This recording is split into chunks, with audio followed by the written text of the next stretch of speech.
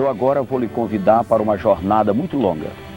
Nós vamos reviver o êxodo do povo judeu saindo do Egito, atravessando o imenso deserto de Saara até entrar em Jerusalém.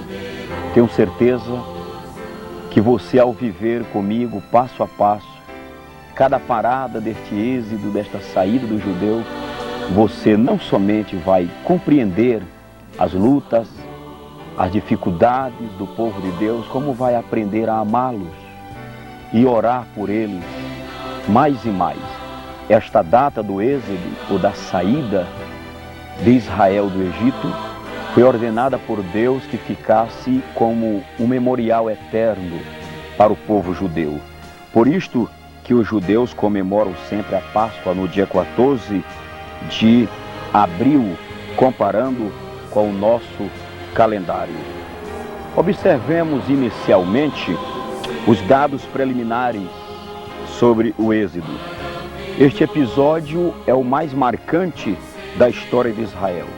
A data da sua partida é um pouco incerta, porque a cronologia bíblica nem sempre pode ser dada com muita precisão.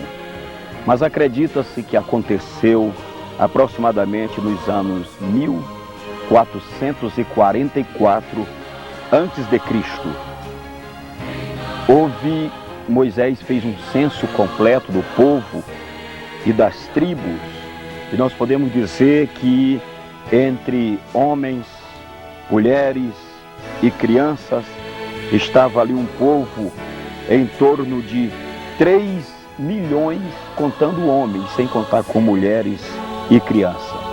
Deus é tão bom que conservou o estado patológico daquele povo, ou seja, eles não tiveram doença enquanto atravessaram o deserto. Haja visto que nos diz a Bíblia: durante 40 anos caminhar, tua vestimenta não envelheceu, teus pés não incharam, porque o Senhor teu Deus cuidou de ti. O líder deste povo de Deus, como você sabe, foi Moisés, um homem preparado com antecedência por Deus, preparado não só em toda a cultura egípcia, mas preparado também na geografia do êxodo, do deserto. Moisés era um homem que conhecia, como nós usamos na nossa linguagem, conhecia como a palma da mão todo aquele deserto, e ninguém melhor do que ele para dirigir, coordenar o povo do Senhor. A rota inicial da partida do povo, nós podemos conferir para vocês, segundo nos diz a palavra do Senhor em Êxodo, capítulo 13, do versículo 17 a 18, eles partiram da terra de Gósen. Vocês estão lembrados que a terra de Gósen era o melhor da terra do Egito, aonde Jacó, pai de José, ficou quando veio ao encontro de José. Ele instalou-se ali. Ali a nação foi crescendo, ali o patriarca terminou seus dias e o povo judeu foi multiplicando-se em número. E saíram exatamente da terra de Gósen. Organizaram-se na terra de Gósen, tendo a tribo de Judá como a tribo cabeça, a tribo líder. Sempre na sua marcha pelo deserto, a tribo de Judá era o carro-chefe, o carro comandante. Moisés bem na frente, depois os sacerdotes e a tribo de Judá encabeçando, enfileirando as demais tribos. E você me pergunta: pastor Gilmar, e o mapa, e a bússola, e a luz para este povo no deserto? Como atravessar um deserto tão grande como o deserto de Saara, que é maior do que o nosso imenso Brasil, sem ter uma bússola, sem ter um mapa, sem ter em mãos uma lanterna? Como? Aí é que vem a hora do milagre, da intervenção divina. Diz-nos a Bíblia que durante o dia, uma coluna de nuvem acompanhava o povo, e durante a noite, uma coluna de fogo, para que o povo pudesse caminhar de dia e de noite. Portanto, a bússola deles era o próprio Deus, manifestado através da nuvem durante o dia e à noite através da coluna de fogo. A marcha inicial deste êxodo partiu depois de saírem da terra de Gósen. Então fizeram uma parada em Ramessés. E de Ramessés que já está na saída, no extremo da saída do Egito, de Ramessés eles caminharam até Sucote. Números capítulo 33, versículo 5, nos diz que eles chegaram em Sucote, cujo nome significa cabanas. Ficava localizada a 18 quilômetros a leste de Ramessés. Então imagina, eles caminharam 18 quilômetros e fizeram uma primeira parada ali em Sucote. De Sucote, eles caminharam até Etã, conforme nos diz Número, capítulo 33 e versículo 6. Etã, que vem do hebraico que significa limite. Etã, por sua vez, já fazia limite do Egito com o deserto de Saara. Isto significa dizer que era a partir de Etã que eles estavam entrando mesmo no deserto. Até então, se eles olhassem para trás, ainda estavam vendo alguma coisa do Egito. De Etã, eles navegaram até Migdol.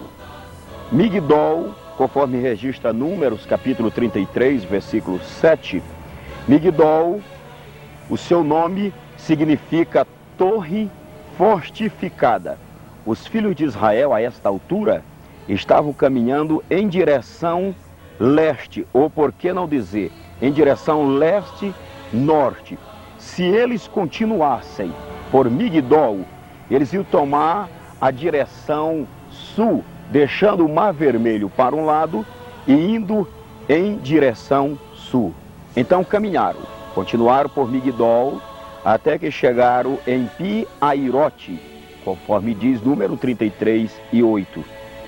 Ali está uma célebre cidade que foi disputada por Pitom e recebeu este nome de Pitom, que em uma época governou o Baixo Egito, porque, abrindo parênteses, o Egito estava dividido entre o Alto Egito e o Baixo Egito, de forma que de Pi-Hairote eles começaram a navegar pelo deserto até que caminharam em direção da sua última estação, neste sentido. Aí vem Baal-Zefon, Números 33 e 7, esta foi a próxima etapa. Baal-Zefon, que ficava no extremo leste do delta do Egito, não muito distante do local onde os israelitas se acamparam antes de atravessar o Mar Vermelho. Este Baal-Zefon também é chamado de Baal do Norte. Depois que eles chegaram aí, eles já estavam se preparando para a travessia do Mar Vermelho, ou como é chamado na língua hebraica, do Mar de Caniços, e assim por diante. O Mar Vermelho recebe este nome como origem pelo seguinte: não por causa das suas águas. As águas não são propriamente vermelhas, mas as terras áridas que cercam o Mar Vermelho, dentro de um certo horário do dia, refletindo a cor da terra áridas que ele cerca, reflete um vermelho sobre as águas. E daí porque ele recebe o nome de Mar Vermelho. Mas na verdade as suas águas têm um colorido de um escuro azul e ora confundindo com o vermelho, dado o reflexo das montanhas que eles cercam. O Mar Vermelho recebe vários nomes. É chamado de Mar dos Lírios Roxos, é chamado de Mar Vermelho, é chamado de Mar do Eritreu, Mar dos Juncos e Mar das Ervas. O Mar Vermelho possui 437.372 quilômetros quadrados, com uma profundidade de 532 metros.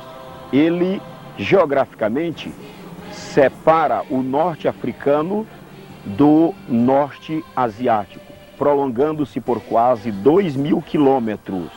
Hoje, nesta travessia do povo de Deus, nós não podemos lhe mostrar as águas, como diz a Bíblia, transbordando, porque agora já foi construído aqui o chamado Golfo de Suez. Golfo de Suez, é isto que você pode ver. Mas neste local da travessia aqui, quando Israel atravessou, eram águas que transbordavam.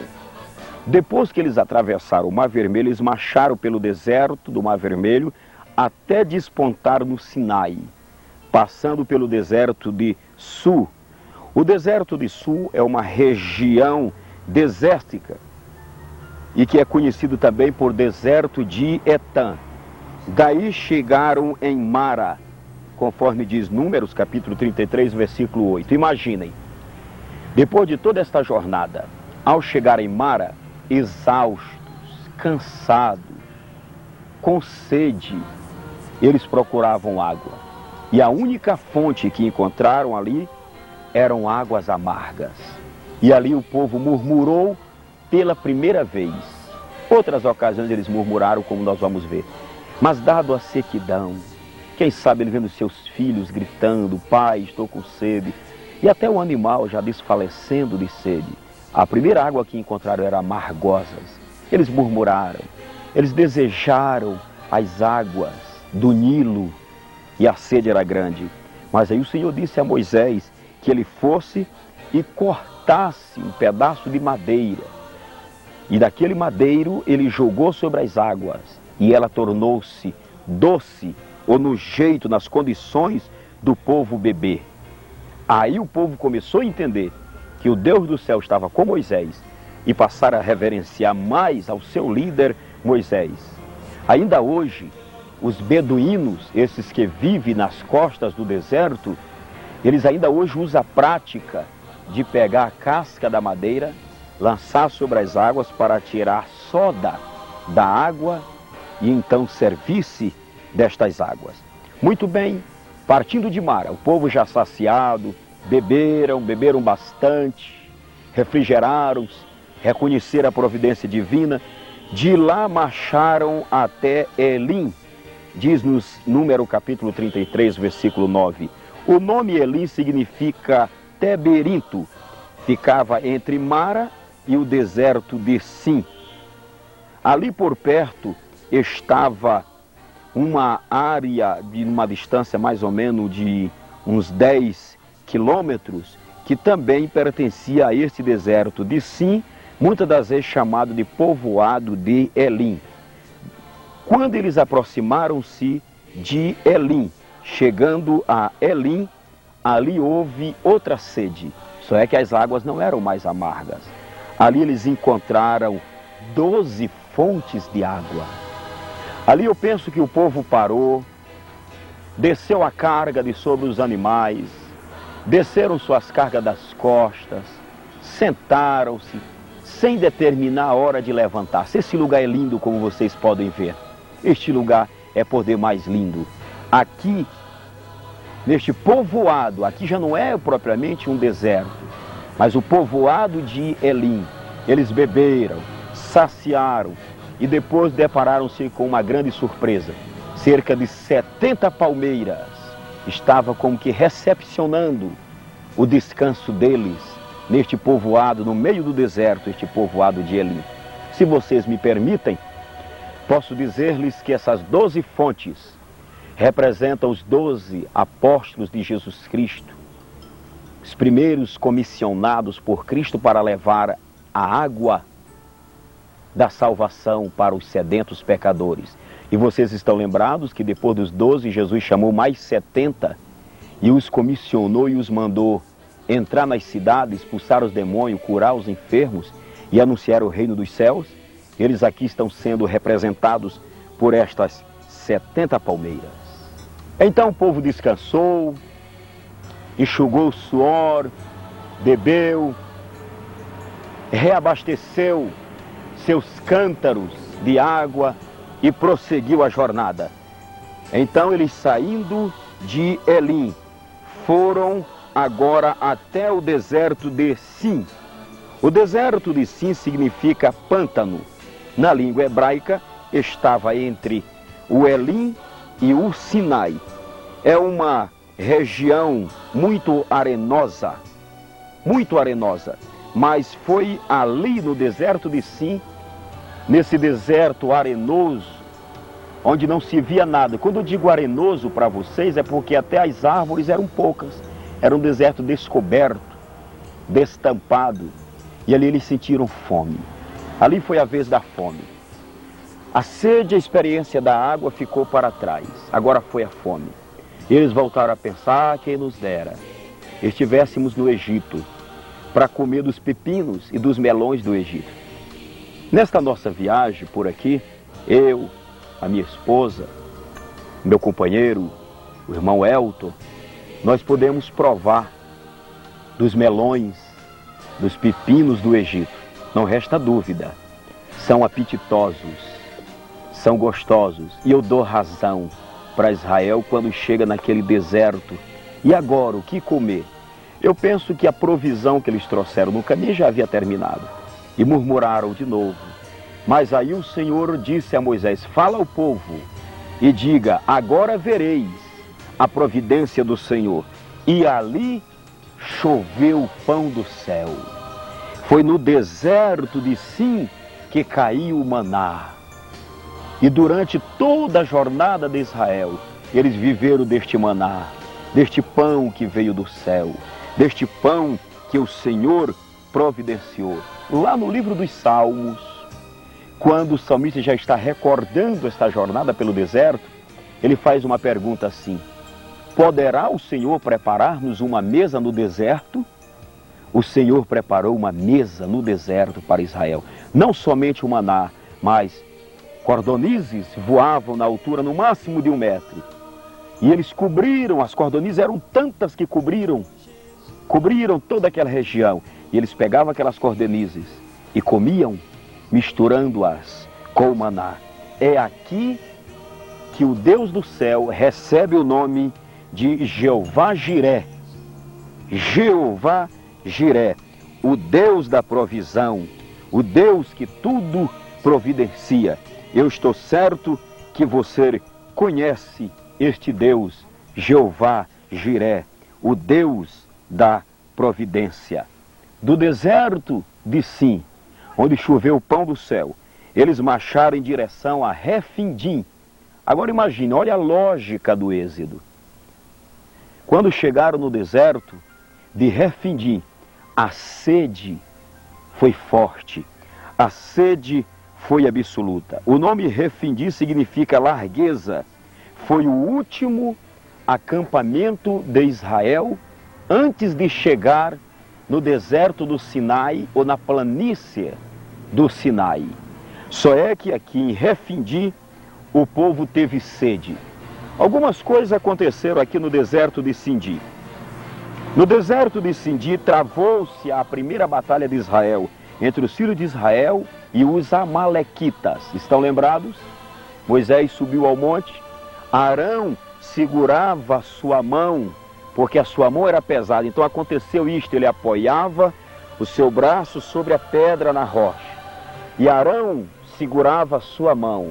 Enquanto a mão de Moisés estava erguida, Israel prevalecia sobre os amalequitas e assim venceu. Este auxílio de Arão, segurando o braço de Moisés sobre a pedra, significa a oração intercessória nossa de uns pelos outros, auxiliando, ajudando-nos uns aos outros na oração. Mas foi ali também, no deserto de Refidim, que o sogro de Moisés, Jetro, foi ao seu encontro e deu-lhe aquele sábio conselho dizendo: este povo é muito, e tu vais cansar o povo, e tu não darás conta da tarefa. Divide o povo em grupos de 1000, de 100, de 50 e de 10. E escolhe homens sábios, tementes a Deus, e os põe sobre líderes de grupos de 1000, de 100, de 50 e de 10. E os casos mais difíceis eles trarão para ti. E Moisés acatou a oração do seu sogro. Mas o ponto culminante aqui no deserto de Refidim foi a sede. Quando eles tiveram sede, o Senhor disse a Moisés que caminhasse mais um pouco. Aí ele deparou-se com a grande rocha. E ele, ferindo aquela rocha, da rocha saiu água. E o povo bebeu, bebeu até saciar-se. Veja o milagre de Deus. Sobre aquela rocha estava o Senhor. Por quê? Ali estava Jesus Cristo. Que o Senhor disse, Moisés, vai e fala à rocha, porque eu estarei sobre a rocha. Moisés errou porque feriu a rocha, e era só para falar para a rocha. E quando eu digo para você que o Senhor Jesus estava sobre a rocha, é porque na segunda carta aos Coríntios, capítulo 10, de 1 a 4, diz assim, pois Israel bebeu de uma só água que saiu da rocha, e a água era Cristo, e a rocha era Cristo, porque ele estava presente sobre aquela rocha. Do deserto de Refidim, eles chegaram até a planície do Sinai, ou no deserto de Sinai, como nos diz Êxodo capítulo 33 e versículo 15. Logo que os filhos de Israel demandaram de Refidim, não levou muitos dias, adentraram ao deserto onde estava a milenar planície do Sinai. O Sinai é uma região muito vasta, cheia de pedras. Êxodo capítulo 20 nos dá detalhes maiores. Ali começa a acontecer a segunda etapa mais linda da vida de Israel. Porque a vida de Israel está marcada por 3 grandes acontecimentos. A passagem pelo Mar Vermelho, a entrega da lei no Monte Sinai e a conquista da terra prometida. Nós vamos nos deter aqui a pouco, agora aqui no Sinai, porque Israel acampou-se aqui cerca de um ano. Cerca de um ano, Israel parou aqui no Monte Sinai. Este imenso Monte Sinai, comparando ele, a sua altura, sem comparar com o nível do mar, ele tem cerca de 1.900 metros de altura. Se pegarmos do nível do mar, ele pode chegar a 3.000 metros. Examine na sua Bíblia e leia Números capítulo 10, versículo 11, que vai dizer que depois de um ano, o Senhor deu ordem e Israel levantou-se do deserto do Sinai e marchou agora, continuando em direção a Canaã. Eles marcharam pelo deserto do Sinai até as campinas de Moabe. Pelas campinas de Moabe, eles pararam em Quibrote. Quibrote estava distante um dia de viagem, saindo das planícies do Sinai. Este nome Quibrote significa sepulcros da concupiscência. Daí eles marcharam em direção a Azerote. Foi aqui em Azerote que houve um ciúme. Miriam e Arão, influenciado por Miriam, chegaram a pensar assim, por que que só Moisés dita as ordens? Por que que nós temos que obedecer unicamente a Moisés? O Senhor fala conosco também. E diz a Bíblia que Miriam ficou leprosa. E o próprio Moisés, varão paciente, homem de Deus, orou por ela e ela sarou. Desculpe minha franqueza, mas se todos aqueles crentes que murmurassem, falassem mal dos seus irmãos, ficasse leproso, pelo menos dos dedos, já teriam terminado os murmuradores da casa do Senhor e da obra de Deus. Do deserto de Azerote, eles marcharam em direção a Ritma. Nós temos poucas informações, porque Números capítulo 33, versículo 18, só menciona o lugar deste deserto. De lá foram para Rimon ou Pérez. Também a sua localidade é incerta até os dias de hoje. De lá navegaram para Libna, conforme número 33 e 20, cujo nome significa alvura, por deparar-se com areias tão alvas que reflete nos olhos como granitos de vidros ou coisas semelhantes. Do deserto de Libna, marcharam até Risa, conforme diz número 33 e 21. Aqui acamparam-se os filhos de Israel. Eles aqui em Risma estavam perto também do Golfo de Acaba, aonde fica também, ou melhor, onde tem o seu significado de orvalho. De lá, eles caminharam até Quelata. Quelata significa assembleia. De Quelata navegaram pelo deserto do monte de Zefé, cujo nome significa elegância, em razão de ser um monte que está numa bela posição geográfica e que domina a vista de todo este caminho que vai pela esta planície de Acabar.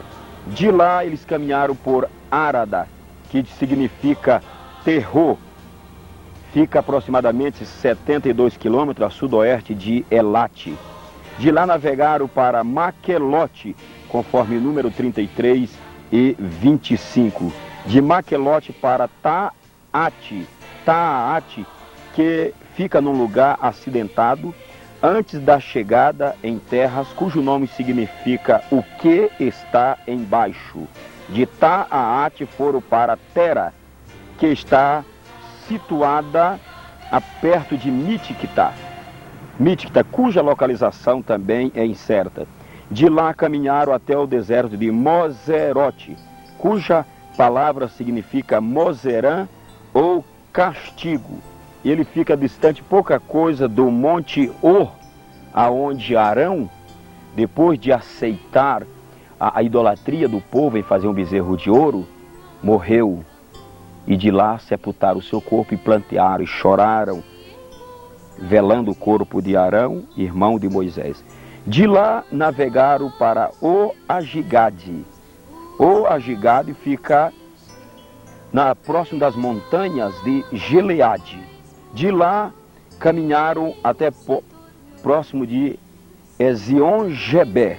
Chegaram no extremo setentrional do Golfo de Acaba, perto de Elate. Foi aqui, perto de Elate, neste monte aqui, ele é a espinha dorsal. Esse monte faz como que uma espinha dorsal, por isso ele é chamado também de espinha dorsal do gigante. Deste local, eles viajaram até o deserto de Zim. Por favor, não confunda o deserto de Zim, Z-I-M, com o deserto de Sim.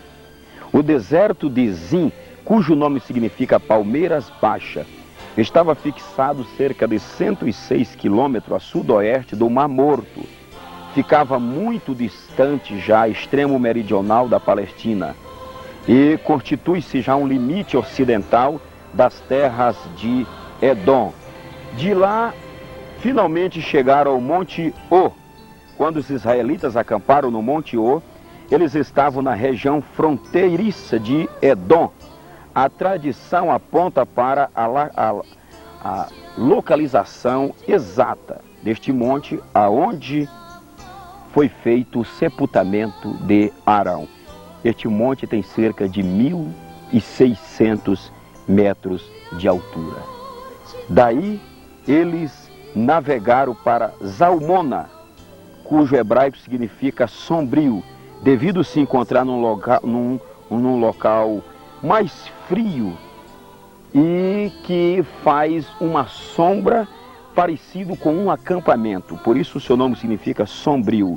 De lá andaram até Punom, conforme diz número 33 e 42. Quando estavam a caminho de Moabe, a 3 dias de viagem, eles estariam chegando já visualizando, certo? Visualizando as planícies da Palestina. Eu creio que aí começou a alegria do povo de Deus. Eu creio que aí começou a se rejuvenescer as suas forças.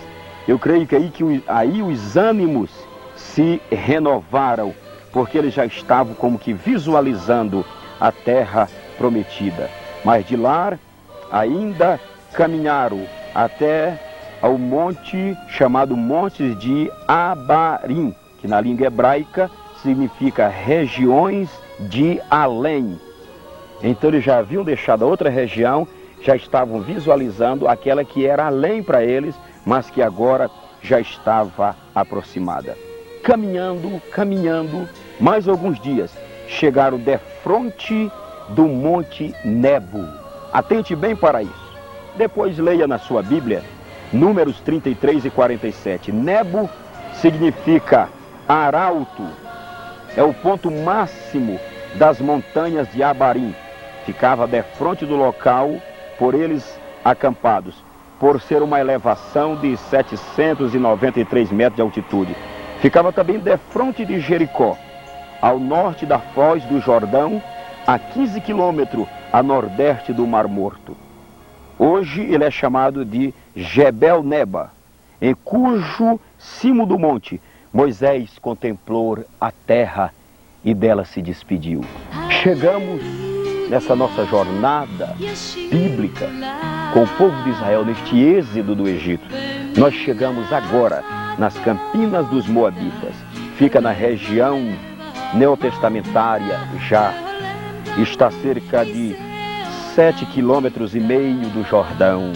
Jordão está já também ao norte do Mar Morto.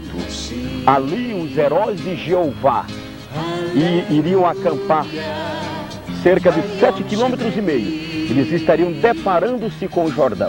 Agora atentem bem no que eu quero conferir com vocês. Saíram da terra de Gós, atravessaram o deserto, pararam nas planícies do Sinai, receberam o decálogo, a lei, caminharam, chegaram na planície dos Moabitas, com mais 7,5 quilômetros de caminhada.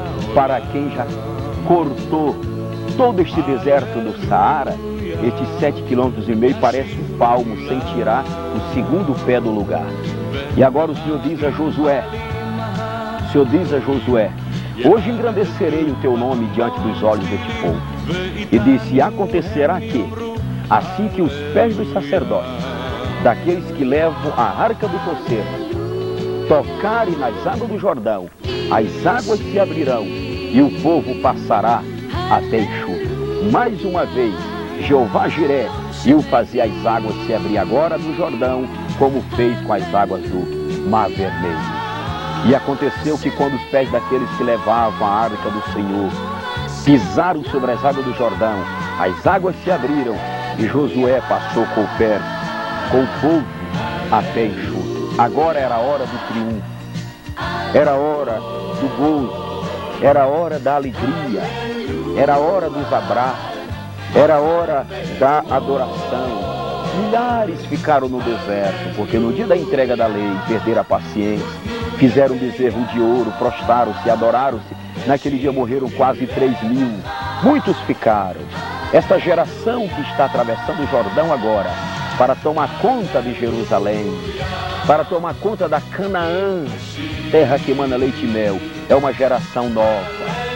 Uma geração que não conheceu José, talvez não conheceu o Faraó. Haja visto que passaram 40 anos peregrinando. Eles estão conhecendo a Canaã, que lhes foi separada por Deus e prometida a Abraão, Isaque e Jacó. Viva esta Canaã agora com este povo de Deus.